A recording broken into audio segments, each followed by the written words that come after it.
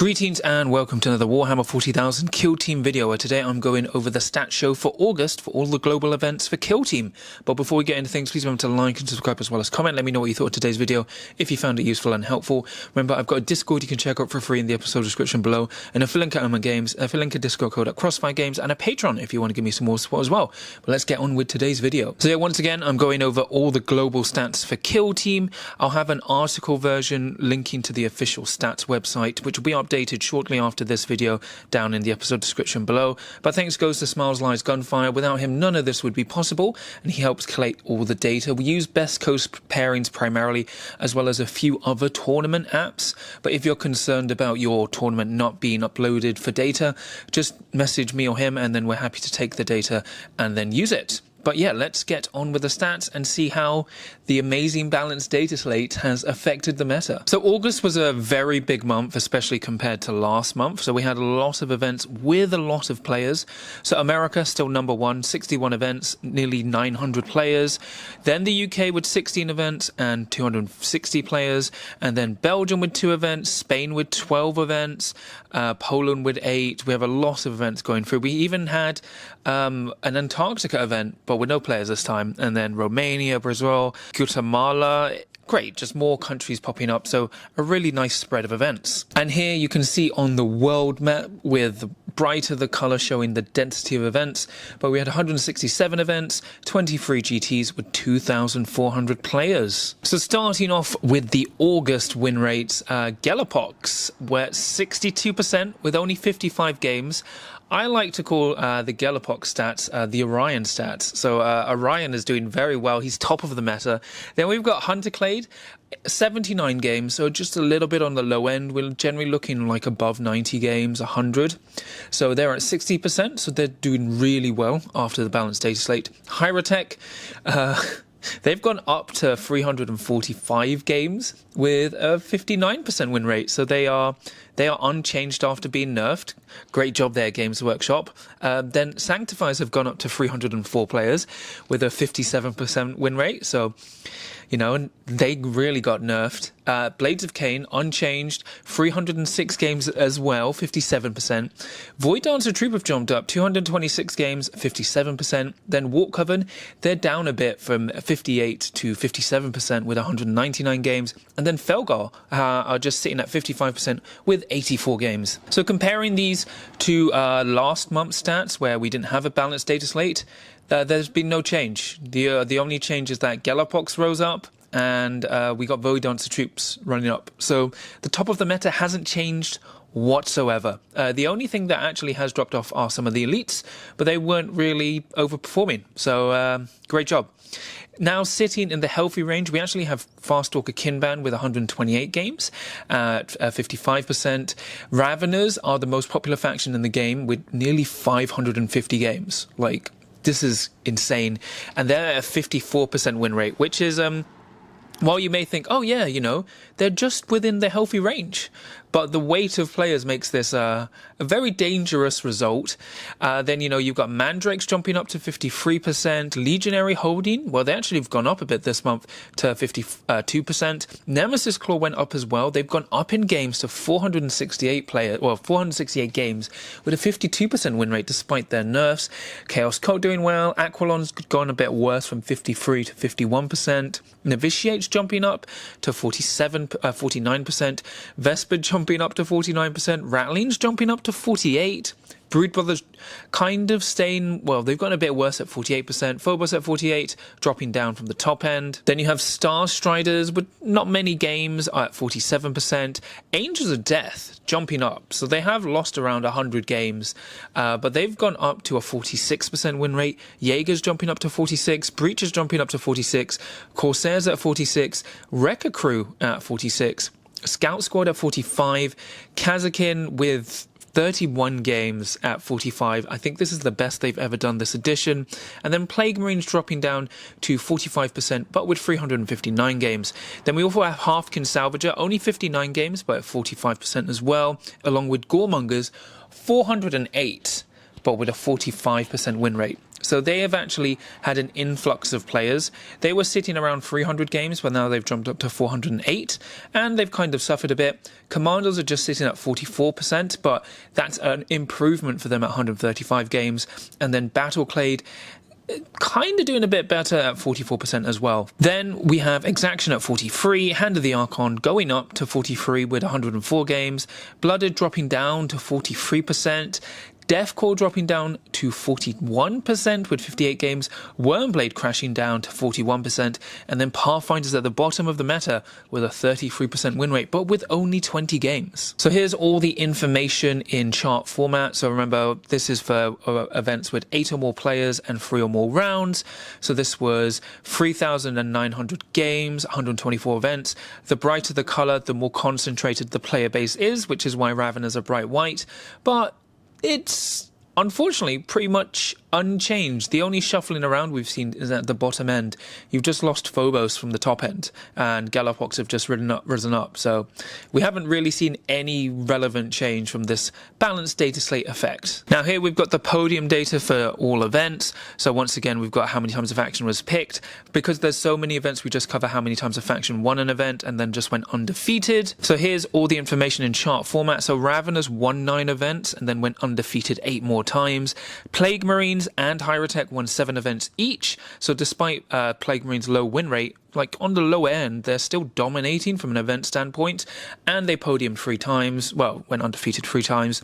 Void Dancer Troop and Mandrakes both won 7 events, and then we had Nemesis Claw winning 6 events, going undefeated 6 times. Chaos Cult won 6 events, Sanctifiers won 6 events, then we had Blades of Cain winning 5, going undefeated 5 times. Jaegers won 5 events, Warp Coven won 4, Battleclade won 4, Felgor and Hunterclade both won 4. Then we have Aquilons, Goremongers, Angels of Death, Farstalker Kinban, Galapox, and Brood Brothers all winning 3 events. Then we had Wreckers, Legionary, Phobos, Vespid, and Inquisition, and Corsairs and Novitiates, and Deathcore all winning 2 events. Then we had Exaction, Commandos, Kazakin, Starstriders, Blooded, Halfkin Salvagers, and Wormblade all winning 1 events.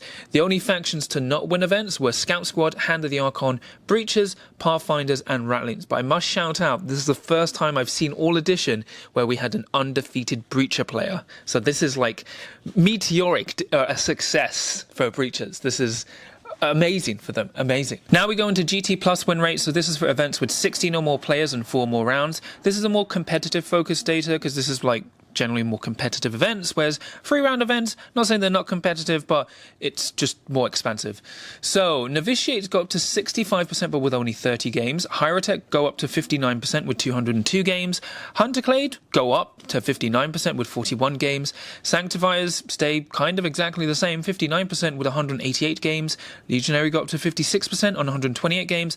And Nemesis Claw sit at just 55% with 207 games. So the only change we've seen here is that Warp Coven have dipped down a bit. They're now staying at 53%, but otherwise the top end is mostly completely unchanged. I love the balanced dataslate. And then we had Void Dancer Troop, 55% at 151 games. Farstalker Kinban, they're doing really well this month, 55%, only 51 games though. And then we have Raveners at 53% with 273 games. We have Warp Coven at 53, Brood Brothers at 52, Inquisition at 52, jumping up, but they're still underrepresented. Then we've got Angels of Death jumping up, right, to 52%. Then we have Blades of Cain sitting at 51%. Aquilons kind of static at 51%. Phobos dropping down to 51%. Vespid jumping up to 51%. We have Galapox at 50%. Which is wild. Then we have Mandrakes at 49%, Felgor at 48 going up as well, Jaegers going up to 47, Commandos at 47 going up as well, Starstriders going up to 46%, Breachers catastrophically rocketing up to 46%, but with only 25 games. I like to think that that solo Breacher player is finally like, after all these months, my time is now. And then we have Goremongers dropping down a bit to 46%, but with 239 games. So the second most popular faction after Raveners for GT+. Then we have Corsairs at 45% and Chaos Cult just sitting at 44.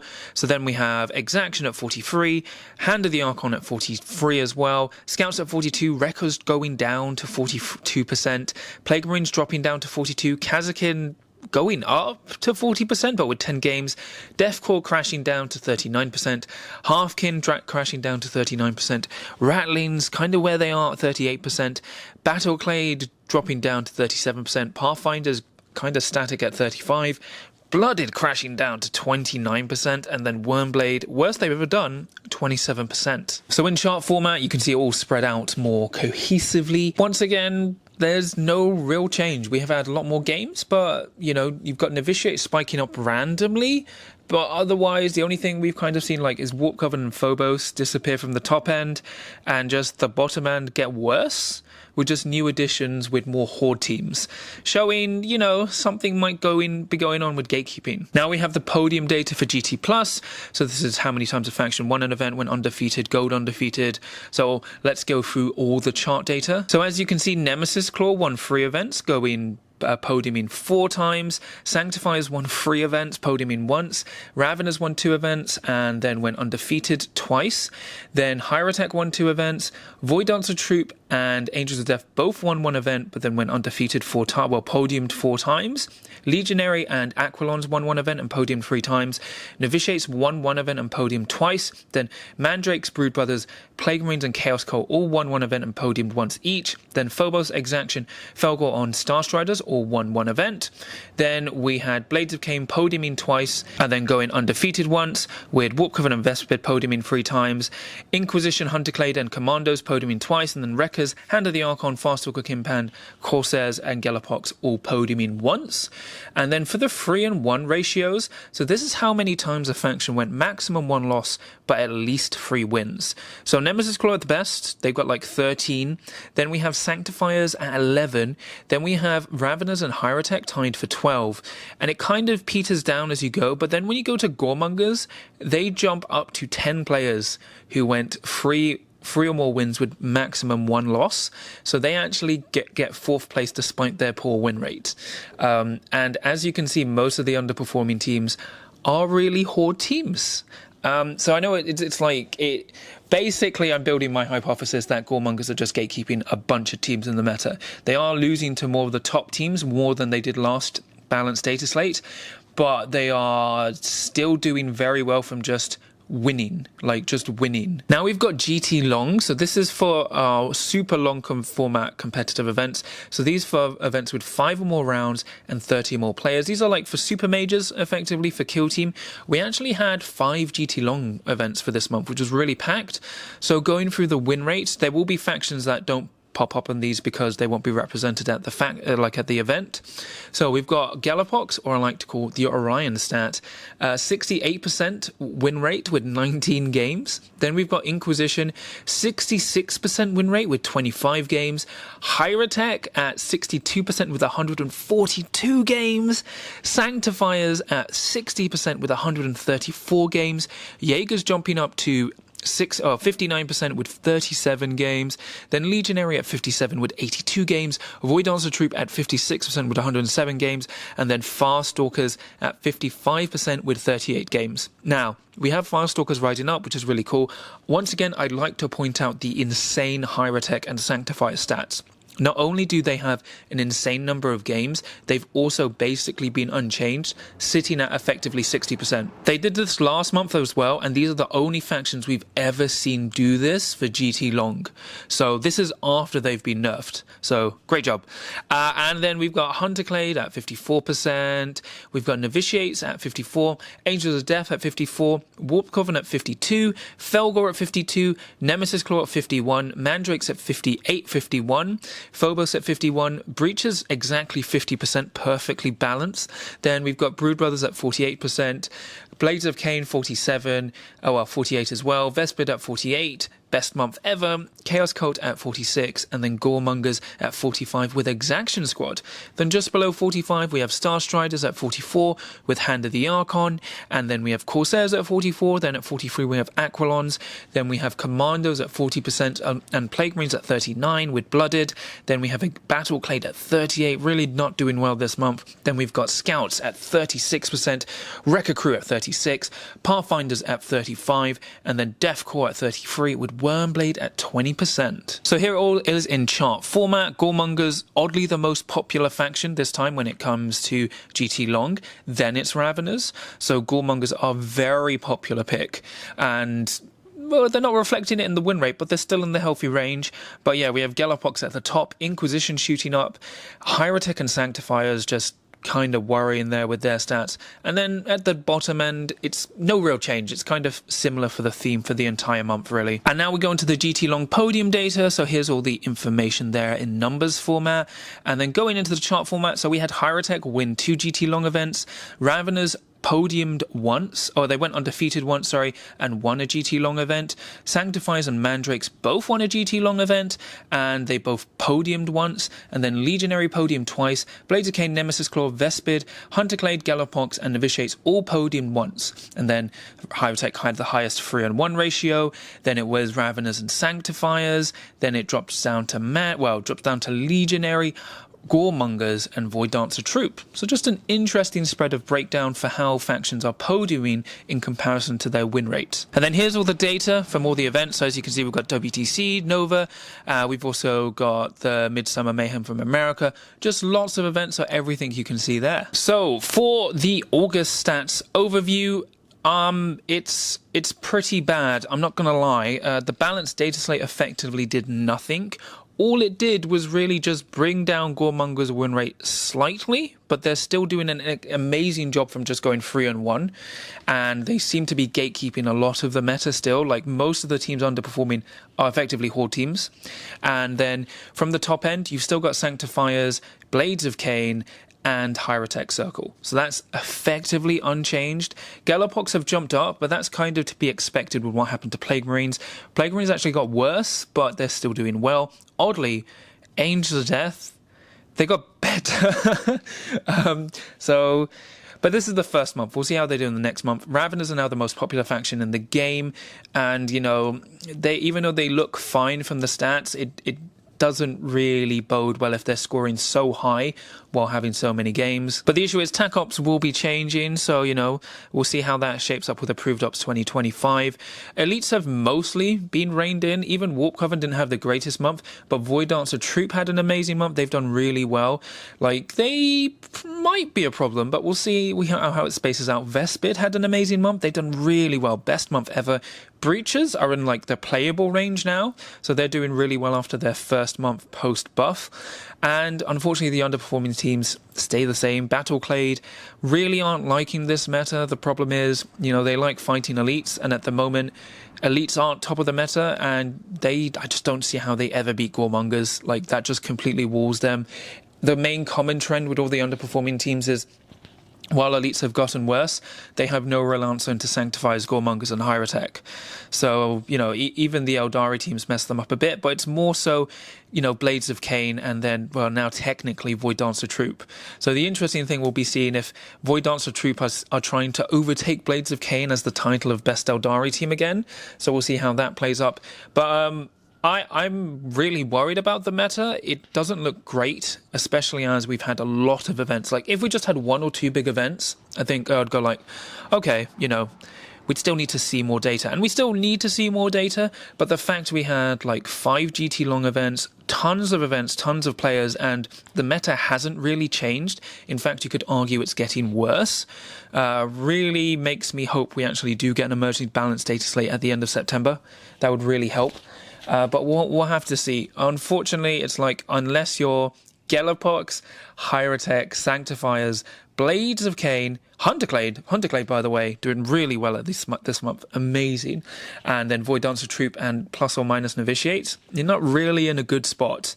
Like, in terms of, like, if you want to go to win events, those are the factions you need to be taking. Raveners still doing really well, yeah, like, even despite their win rate just hitting 55%, they have a ton of event wins and podiums, which is really terrifying. And also Nemesis Claw, despite being heavily nerfed, they actually went up on event wins and podiums, and they actually improved a bit, which is really perplexing. So I guess like Nemesis Claw players just like to prove like they don't care about any difficulty, they'll still win. But you know, that's pretty much it for me today. I forgot to mention I'm an egg, you know, because I'm in America right now. But thanks goes to Smiles Lights Gunfire. Without him, none of this would be possible. And his stats website is down in the episode description below. But that's pretty much it for me today. Please remember to like and subscribe as well as comment. Let me know what you thought of today's video. Did you find it useful and helpful? What do you think of the August stats? And what do you think, like, what are your thoughts of the balance data slate actually affecting the meta? Remember, I've got a Discord you can check out for free in the episode description below, and a affiliate code on games, and a affiliate discount code at Crossfire Games, and a Patreon if you want to give me some more support. So I'll just shout out my thanks to my patrons. I can't fully check my list at the moment, but thank you so much. Your support really means a lot to me and helps support the channel. But yeah, I'm currently in sunny California. It's so hot right here. I'm an egg. Oh, I'm so valuable. It's great. So yeah, I'm going to record some more videos. I'll do my post Nova thingy. Probably I'll edit it and then post it next week because I'm on holiday. And yeah, if you're watching this this week, I have a nice surprise on Saturday that you'll like to see. But remember, no matter what the stats say, you always have a chance to win as long as you can roll a crit.